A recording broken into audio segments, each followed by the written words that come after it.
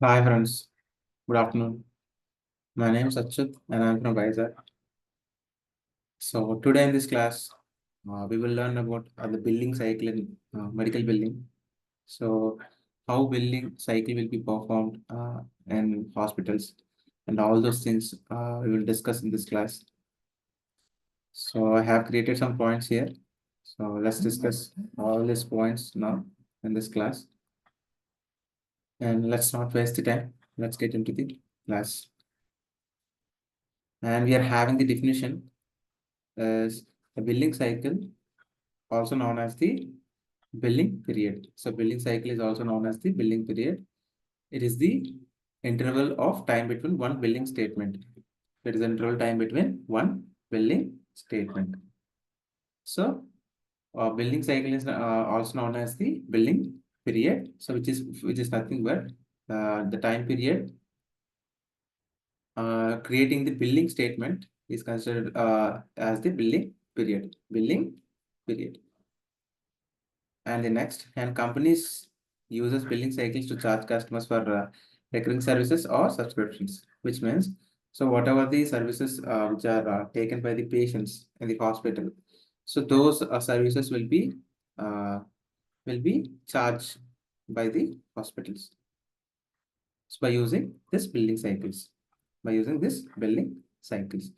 The length of the billing cycle can vary, but is most commonly set on a monthly basis. The length of the billing cycle can vary, but is most commonly set on a monthly basis. So,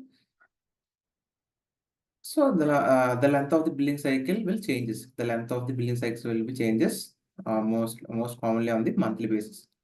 Monthly basis, it will change the billing cycle, the length of the billing cycle. And key stages of billing cycle: service provision or process purchase initiation. The cycle starts when a customer engages with a service or makes a purchase. For example, a patient go to the hospital, he takes some services, right? He takes some services. So that time, this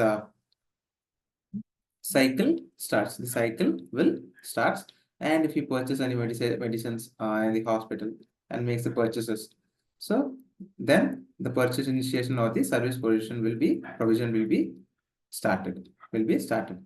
And second one is transaction recording.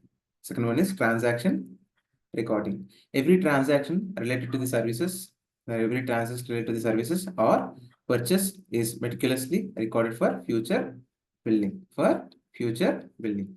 So every transaction related to the services. So whatever the services taken by the patient, he will pay the bill, right? So those are considered to be transactions. Those are considered to be transactions or purchase meticulously recorded for future billing. So, for example, if you go to the hospital, like you will get the form, right? All the details, your phone numbers, your age, your name.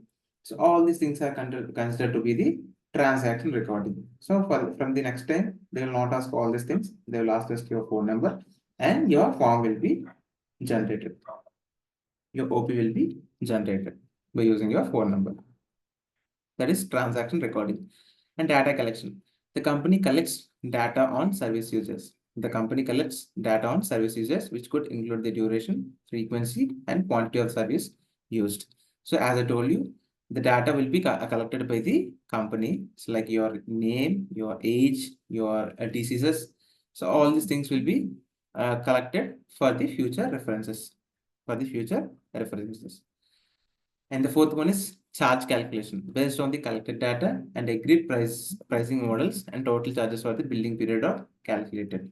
So whatever the data which you provided, like your name, your age, your diseases, and all your things, personal information, that will be calculated by the company and agreed pricing models. So whatever the prices which are met by the which are made by the hospitals, that you are agreeing the total charges of the billing period are calculated, will be calculated. And the fifth one is bill generation. The detailed invoice is generated, listing all charges incurred during the billing period. So whenever you buy the uh, medicines or the when you go to the blood test, the invoices will be generated. The invoice will be generated where all the details like price and all the details, all the hospital details and the medication which you have taken, all those details will be included in the invoice. So that is called bill generation.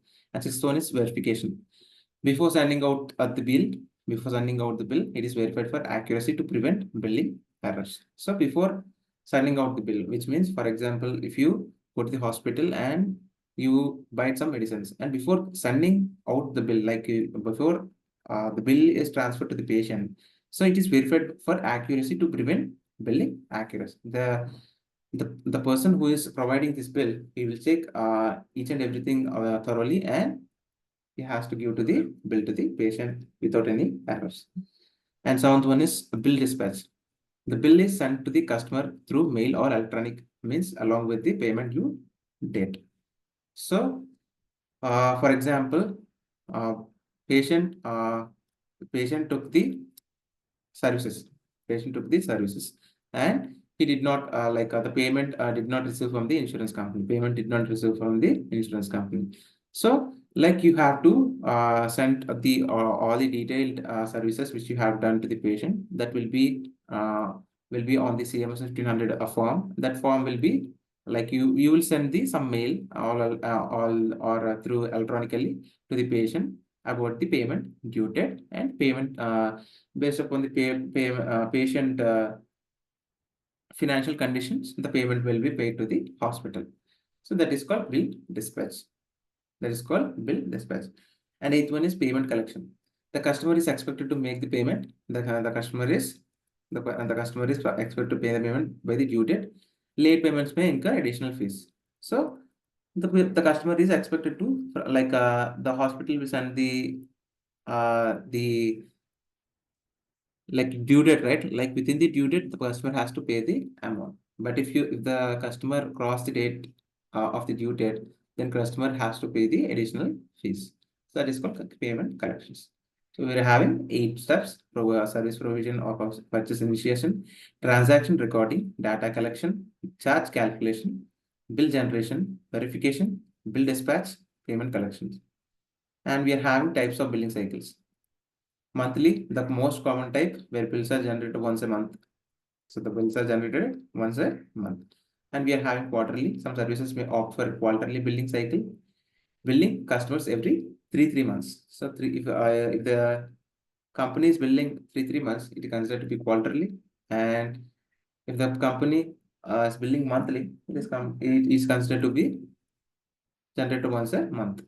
And you'll have the annual, which means 12 months. For services that are used over a long term, such as insurance, customers will be billed annually.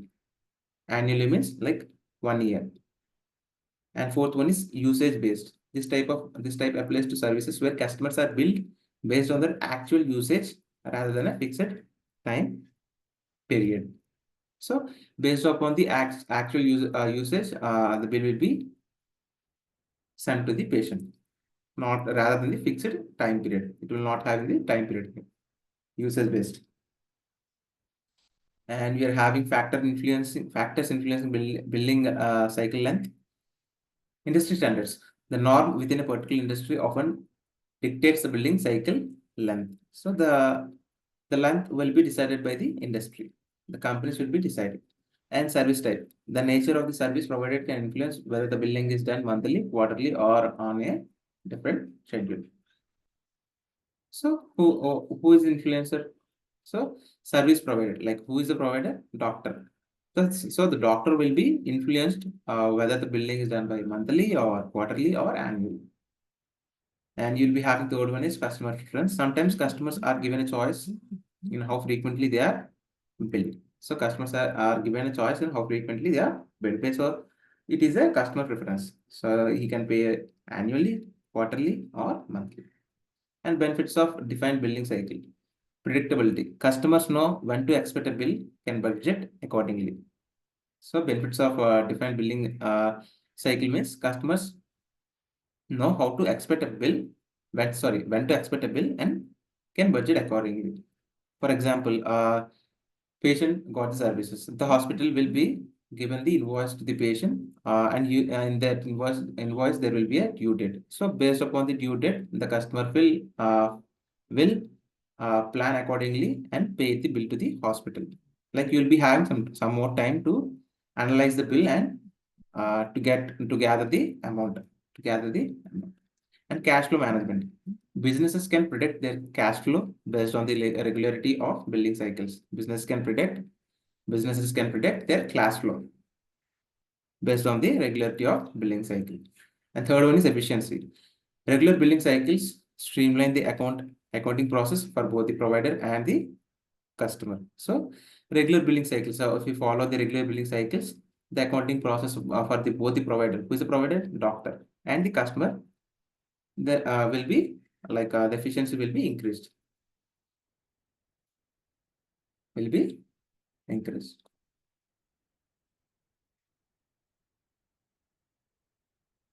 So that's it, friends. I hope you understand the billing cycle. What are the benefits of billing cycle and factors influencing the billing cycle and types of billing cycles. So I hope you understand what are billing cycles and different types of billing cycles included in that. And so that's it, friends. I hope you understand this class. And if you have any doubts, please comment in the chat. I will definitely help you out. And if you think this video is helpful for you, please like the video and please share this video to your friends and family members so that they can be benefit from this video. And please subscribe to my channel and please ring the bell icon. Then only you'll get the notification whenever I upload videos in the YouTube, or otherwise you'll not get the notification. Thank you, friends. Jai Hind.